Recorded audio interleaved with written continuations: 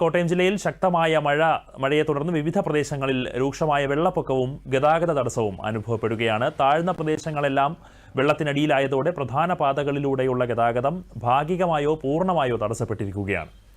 മലയോര മേഖലകളിൽ ഉൾപ്പെടെ കനത്ത മഴ തുടരുകയും നദികളിലെ ജലനിരപ്പ് ഉയരുകയും ചെയ്യുന്നുണ്ട്. വിശദാംശങ്ങളുമായി ടോമി മാങ്കൂട്ടം ചേരുന്നു. ടോമി, ഈ ഗതാഗത തടസ്സം ഉണ്ടാകുന്നത് വലിയ പ്രശ്നമാണ്. അതോടൊപ്പം തന്നെ മലയോര മേഖലകളിൽ മണ്ണിടിച്ചിൽ ഭീതിയും നിലനിൽക്കുന്നുണ്ട്, അല്ലേ?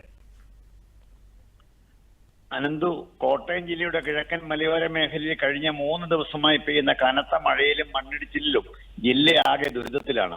ഇന്നലെ മുതൽ കിഴക്കൻ വെള്ളം പടിഞ്ഞാറേക്ക് ഒഴുകി എത്തിയതോടെ ജില്ലയുടെ പടിഞ്ഞാറൻ മേഖലയായ ആർപ്പൂക്കര, ഐമനം, കുമരകം, തിരുവാർപ്പ്, നീണ്ടൂർ പഞ്ചായത്തുകളിലെ താഴ്ന്ന പ്രദേശങ്ങളും റോഡുകളും വെള്ളത്തിനടിയിലായി. 100 കണക്കിന് വീടുകളിലും വെള്ളം കയറി. ഇപ്പോൾ പ്രധാന റോഡിലൂടെ മാത്രമേ വാഹന ഗതാഗതം നടക്കുന്നുള്ളൂ.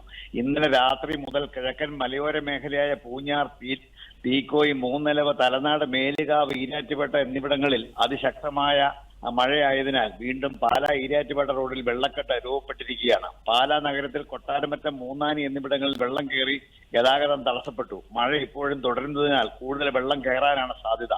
ചേർത്തല കുമരകം കോട്ടയം റോഡിൽ വെള്ളം കയറിയ സാഹചര്യത്തിൽ ഈ റോഡിലൂടെയുള്ള വാഹന യാത്ര ഒഴിവാക്കണമെന്ന് ജില്ലാ കളക്ടർ ചേതൻകുമാർ മീണ അറിയിച്ചിട്ടുണ്ട്. കോട്ടയം ജില്ലയിലെ വിവിധ താലൂക്കുകളിലായി 71 ദുരിതാശ്വാസ ക്യാമ്പുകൾ തുറന്നു.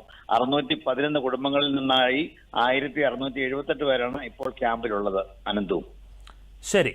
കോട്ടയത്ത് ശക്തമായ മഴ തുടരുന്നുണ്ട്. പ്രധാന പാതകൾ മാത്രമാണ് ഗതാഗതത്തിനായി ഉപയോഗിക്കാൻ കഴിയുന്നത്. മറ്റിടങ്ങളിൽ വെള്ളക്കെട്ടുണ്ട്, അതോടൊപ്പം മണ്ണിടിച്ചിലുമുണ്ട് എന്ന വിവരങ്ങളാണ് ലഭിക്കുന്നത്. ടോമി മാങ്കൂട്ടമായിരുന്നു വിശദാംശങ്ങൾ നൽകിയത്.